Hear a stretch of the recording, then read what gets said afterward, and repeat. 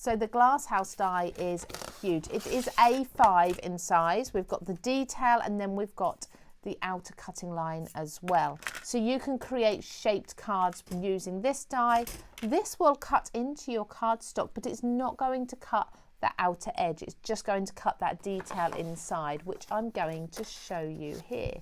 So you do need your larger cutting machines. It will just about squeeze through what I would call an A5 die cutting machine. But if you, like me, if you like to twist and turn your dies to ensure that every little piece has been reached whilst being cut, it's a good idea to go for the A4 size. Included in the die set, you also have a hinge die, so you can put two pieces together and create a shaped card. Now I've just put my low tack tape on. That's a Creative Craft products there. It's a bit of a mouthful, isn't it? And let's run this through. So like I said, today I've got my Big Shot with me. This is my Big Shot Plus, so it is an A4 sized machine, and I always die cut on the diagonal like so. I don't tend to die cut straight. This just means that I get more of the angles, but to be honest, with this particular die, you've got so many different angles in there. You're going to be able to get a nice cut all the way through. So I always run it forwards and backwards, and then I tend to just twist big dies like this. I just twist them about 45 degrees maybe, and then go through again.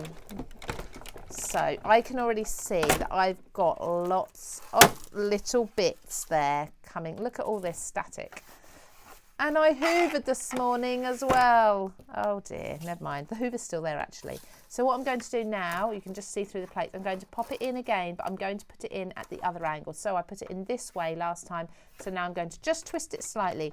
And that's just enough. So if there's any areas in there that didn't quite get cut last time because the pressure was shared amongst too much of the die, this way you will capture it all.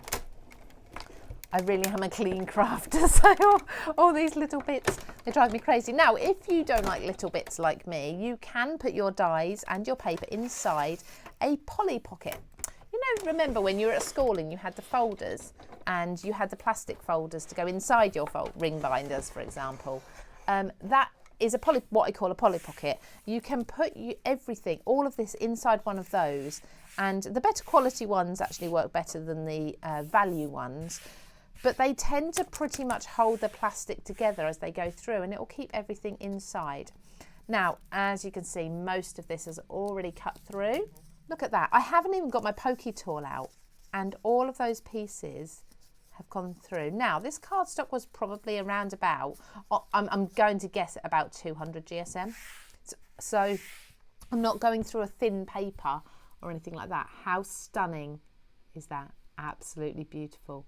So you have that, and then if you wanted to, you could take the outline die and you could cut that, but it looks like do you know what, it reminds me of Grand Central Station or somewhere like that, doesn't it? It's absolutely beautiful.